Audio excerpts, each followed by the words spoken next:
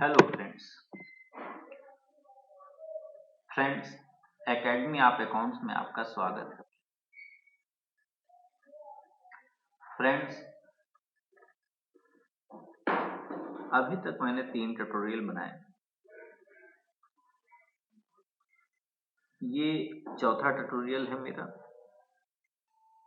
इसमें मैं आज आपको हेड के बारे में बताऊंगा कि अकाउंट्स में क्योंकि जो भी एंट्री होती है, जो भी कुछ हम एंट्री पास करते हैं, जो भी हमारे खर्चे होते हैं, जो भी रिसीविंग होती है, अगर हम माल खरीदते हैं, बेचते हैं, किसी को पैसा देते हैं, किसी से रुपया लेते हैं, बैंक में रुपया जमा करते हैं, किसी से रुपया ले रहे हैं, किसी खर्चे में हम कोई सामान ला रहे हैं, टोटल जो भी हमारा लेन देन होता है, हर एक लेन देन के लिए एक हेड्स होते हैं।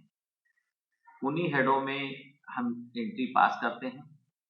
तो सेकंड ट्यूटोरियल जो बनाया था उसमें मैंने फर्स्ट और सेकंड ट्यूटोरियल में मैं अक्सर मैं बताता रहता था कि फर्स्ट ट्यूटोरियल में मैंने बताया कि जो भी खर्चे होंगे वो हेड वाइज डेबिट होंगे और जो भी हमारे फायदे होंगे वो हेड वाइज क्रेडिट होंगे। तो हेड क्या है इसको समझना जरूरी है। हेड क्या है? अच्छा, जब मैंने जिक्र किया कि मैंने बताया कि हेड वाइज डेबिट करेंगे तो हेड क्या है, तो हेड का मतलब इसको मैं ऐसे एक एग्जांपल से बता रहा हूं। मान लो एक व्यक्ति है, जैसा कि आप देख रहे हैं कि एक व्यक्ति है राम, उसने अपनी दुकान खोली। दुकान खोलने पर उसने अपने दुकान जब उसने ओपनिंग की तो उसने बहुत सारे लोगों को बुलाया, मेहमानों को बुलाया, उसके कर्मचारी भी थे और उसने नाश्ते आदि पर जो चाय नाश्ता जो भी उसने मंगवाया उस पर जो है 100 रुपए का खर्चा हुआ। इस 100 रुपए के खर्चे को वो किस प्रकार से दिखाएगा? आखिर जब भी कोई कंपनी, दुकान, संस्था अपने कर्मचारियों, अपने मेहमानों के लिए नाश्ते की व्यवस्था कराती है तो इस नाश्ते पर जो भी खर्चा आता है उसके लिए एक हेड बनता है। उस हेड को कहते हैं स्टाफ वेलफेयर अकाउंट। अर्थात जो भी हमारा इस मद में खर्चा जाएगा, इस प्रकार का जो भी खर्चा होगा उसको स्टाफ वेलफेयर अकाउंट में डालेंगे। स्टाफ वेलफेयर अकाउंट अर्थात जो भी हमारे खर्चे होंगे वो स्टाफ वेलफेयर अकाउंट में जाएगा। स्टाफ वेलफेयर अकाउंट इसी को कहते हैं हेड। अब इसको मैं आगे एक उदाहरण, इसी उदाहरण को आगे मैं बताता हूं तो आपको अच्छी तरीके से समझ में आ जाएगा। स्टाफ वेलफेयर अकाउंट, अब हम देखते हैं कि 100 रुपए का खर्चा हुआ और हमने बताया था कि खर्चा जो भी होगा उसको डेबिट किया जाएगा। अगर स्टाफ वेलफेयर अकाउंट डेबिट, और हमने कैश के नियम बताए थे कि कैश अगर बिजनेस में इन होता है तो उसको हम डेबिट करेंगे और बिजनेस से आउट होता है कैश तो हम क्रेडिट करेंगे। चाहे वो कैश हम बैंक में जमा करते हो अथवा हमारे जो कैश इन हैंड होता है, अगर वो कैश इन हैंड हमारा आउट होता है तो उसको हम क्रेडिट करेंगे और कैश इन हैंड इन होता है तो उसको हम डेबिट करेंगे। तो फ्रेंड्स, आपको समझ में आ गया होगा कि जो है डेबिट और क्रेडिट का नियम मैं आगे भी क्लियर करूंगा। आगे जो ट्यूटोरियल बनाऊंगा, अभी इस ट्यूटोरियल में मैं आपको केवल हेड्स के बारे में, कुछ जो नॉर्मल हेड चलते हैं, हेड बहुत सारे होते हैं और मैं कुछ हेड्स के बारे में आपको बता रहा हूं। जैसे आप देख रहे हैं conveyance account, vehicle running maintenance account, postage account, legal expense account, business promotion account, advertisement account, electric charges account, telephone expense account, repair to building account. Friends, conveyance account, friends conveyance account अभी मैं आपको बताऊंगा। Convince account, convince account क्या है? Convince account इस head में वो खर्चे आते हैं जब कंपनी अपने कर्मचारी को कंपनी के काम के लिए कहीं पर भेजती है और जो कंपनी का कर्मचारी कंपनी का काम करने के लिए जाता है वो रिक्शे का यूज करता है, बस का यूज करता है, या अपना व्हीकल लेके जाता है और उसमें पेट्रोल फ्यूल वगैरह वो उसमें यूज करता है, डलवाता है, उस पर एक्सपेंस जो खर्च करता है, उन सभी एक्सपेंस को हम कन्वेंस अकाउंट में डालते हैं। चूंकि खर्चा है इसलिए डेबिट होगा, और इसका हेड बना कन्वेंस अकाउंट, इसलिए कन्वेंस अकाउंट डेबिट हुआ। इसी तरीके से friend vehicle running maintenance account. Vehicle running maintenance account क्या है फ्रेंड्स? कंपनी की अपनी व्हीकल होती है, कंपनी उस व्हीकल में प्रॉब्लम भी आता है, उसको रिपेयर कराना पड़ता है। तो इस प्रकार से उसमें जो भी वो रिपेयर कराता है उसको बनवाता है, तो उन सभी खर्चों को हम व्हीकल रनिंग मेंटेनेंस अकाउंट में एंट्री करते हैं। Postage expense account. Postage expense account, postage से ही आपको समझ में आ रहा होगा कि जब भी हम जैसे लेटर संबंधित जितने भी खर्चे हैं, डाक संबंधित जितने भी खर्चे हैं, बहुत सारे खर्चे होते हैं, बहुत सारे कंपनी लेटर भेजती है, और बहुत सारे ऐसे खर्चे होते हैं, कोरियर के खर्चे होते हैं, ये सब जितने भी खर्चे होते हैं उसको हम पोस्टेज एक्सपेंस अकाउंट में डालते हैं। क्योंकि ये भी खर्चा है इसलिए इसको भी डेबिट करते हैं। Legal expense account,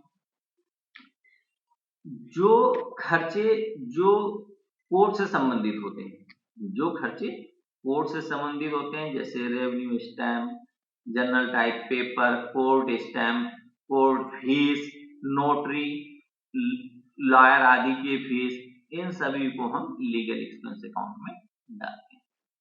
business promotion account.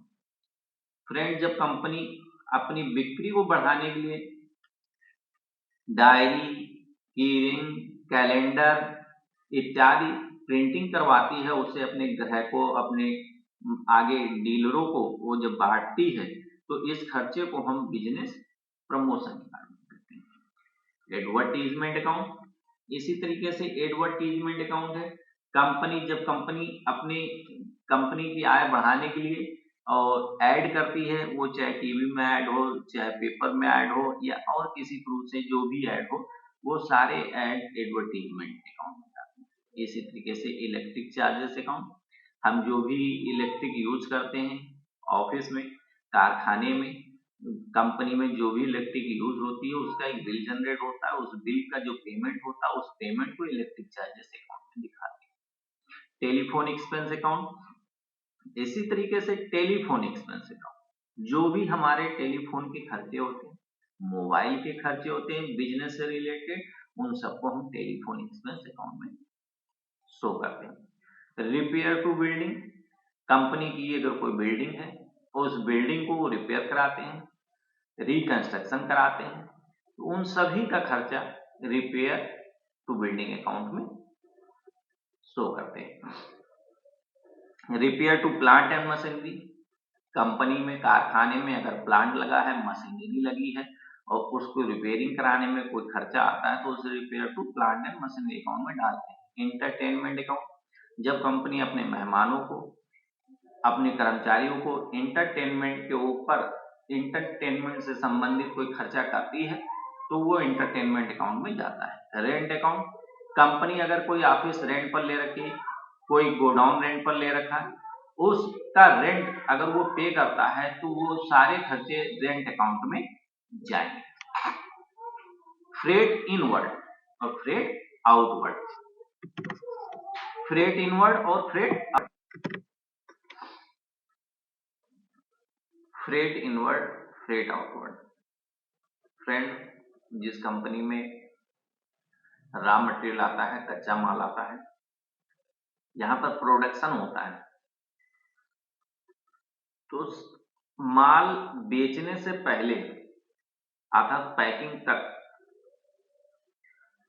माल बनने तक, यानी सेल्स से पहले जो भी खर्चे होते हैं जो भी हमारा भाड़ा होता है उसको फ्रेट इनवर्ड अकाउंट में डालते हैं।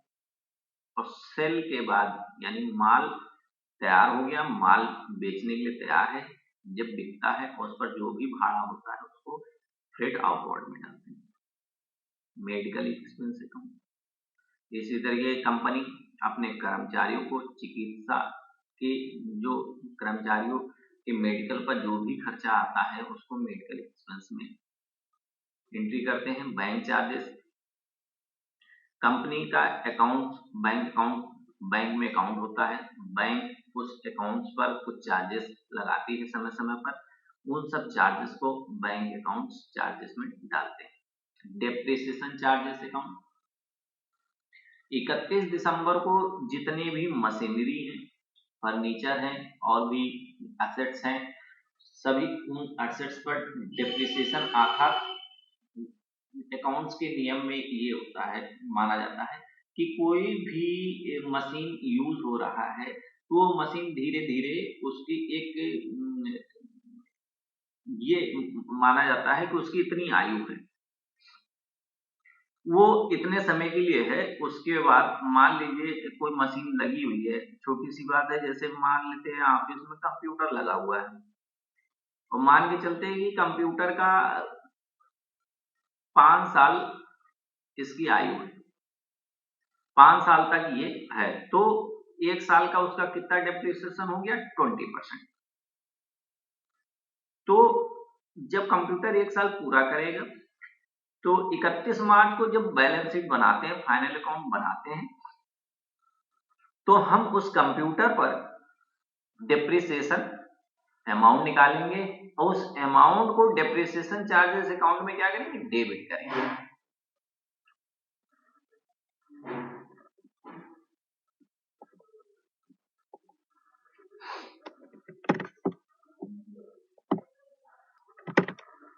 फ्रेंड्स,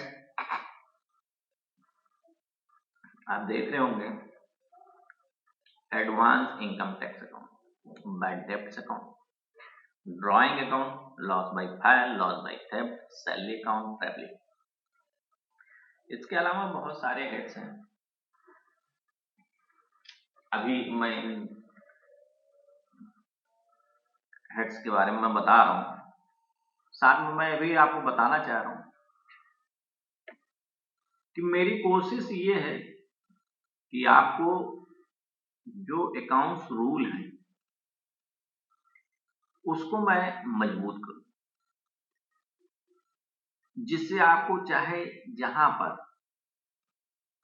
चाहे वो टैली हो या कोई और सॉफ्टवेयर हो, किसी भी सॉफ्टवेयर पर आपको काम करना हो,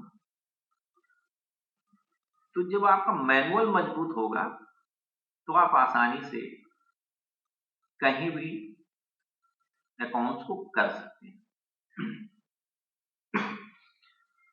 अभी मैं आपको आगे ट्यूटोरियल में अभी बताऊंगा, उसके बाद आगे और भी ट्यूटोरियल बनाऊंगा जिसमें मैं आपको इनकम टैक्स के बारे में बताऊंगा, टीडीएस क्या होता है, वैट क्या होता है। अब तो जीएसटी लागू होने वाला है, उम्मीद है कि अप्रैल से आ जाएगा, तो मैं जीएसटी का भी ट्यूटोरियल लेके आऊंगा। बैंक रिकॉन्सिलिएशन क्या होता है, बैलेंस शीट कैसे तैयार की जाती है, लेजर क्या होता है, ठीक है, डेबिट नोट क्या होता है, क्रेडिट नोट क्या होता है। इसके अलावा और बहुत सारी चीजें हैं जो मैं आपको बताऊंगा। फिर टैली में मैं बताऊंगा कि कैसे लेजर बनाए जाते हैं, कैसे क्रिएट किए जाते हैं, कैसे वाउचर क्रिएट किया जाता है। ये सारी चीजें मैं आगे एक एक ट्यूटोरियल लाऊंगा और मैं आपको बताता रहूंगा। अब बात करते हैं एडवांस अकाउंट की। इससे पहले फ्रेंड्स मैं बात कहना चाहूंगा कि आपको अगर मेरा ट्यूटोरियल पसंद आ रहा हो तो सब्सक्राइब जरूर करिए। मेरी आपसे रिक्वेस्ट है कि मेरे ट्यूटोरियल को आप सब्सक्राइब करिए और इसको आगे आप अपने फ्रेंड से शेयर कीजिए और उनसे भी रिक्वेस्ट करिए कि वो मेरे चैनल को सब्सक्राइब करें। तो बात करते हैं फ्रेंड्स एडवांस इनकम टैक्स की। फ्रेंड्स 31 मार्च को अकाउंट क्लोज होता है, profit and loss and balance sheet बनाई जाती है। उस समय जो भी टैक्स बनता है वो सरकार को पे की जाती है। उससे पहले 31 मार्च से पहले अगर कंपनी बीच में कुछ टैक्स जमा करवा देती है तो उसको एडवांस इनकम टैक्स अकाउंट में हम एंट्री करते हैं। Bad debts account, bad debts account क्या होते हैं? बैड डेब्ट्स अकाउंट जब 31 मार्च को कंपनी अपने अकाउंट्स क्लोज करती है तो उसमें ये देखती है कि कुछ कस्टमर ऐसे होते हैं जिनका पैसा नहीं आना है। आखिर कंपनी को लगता है कि अब इस कस्टमर से पैसा नहीं आएगा, ये हमारा जो अमाउंट है ये अब नहीं मिलने वाला है, अब वापस नहीं आएगा। तो ऐसे अमाउंटों को कंपनी बैड डेब्ट्स अकाउंट में डेबिट कर देती है। ड्रॉइंग अकाउंट, ड्रॉइंग अकाउंट क्या है?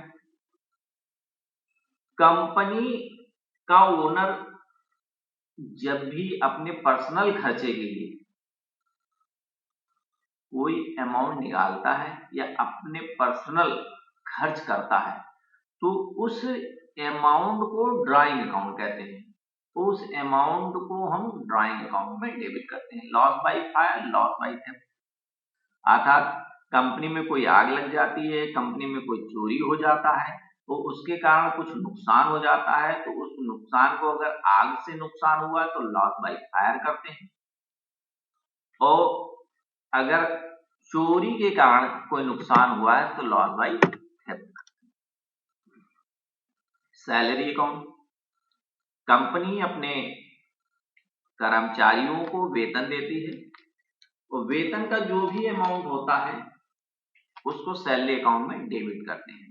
ट्रैवलिंग एक्सपेंस अकाउंट, इसी तरीके से जब कंपनी का कर्मचारी कंपनी के काम के लिए कहीं बाहर जाता है और ट्रैवल करता है और उस पर जो भी खर्चे होते हैं तो उसको कंपनी ट्रैवलिंग एक्सपेंस अकाउंट में दिखाती है।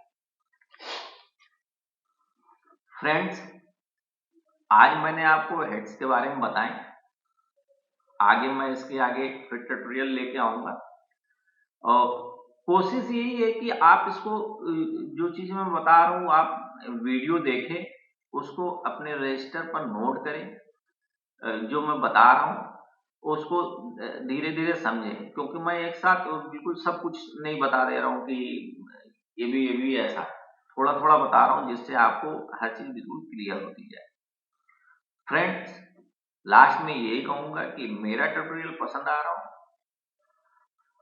आप कुछ सीख रहे हैं, आपको लगता है कि आगे भी आप मेरे से सीखेंगे, तो रिक्वेस्ट है मेरी, आप मेरे ट्यूटोरियल को, मेरे चैनल को आप सब्सक्राइब जरूर करें। थैंक यू, फिर मिलेंगे, गुड बाय।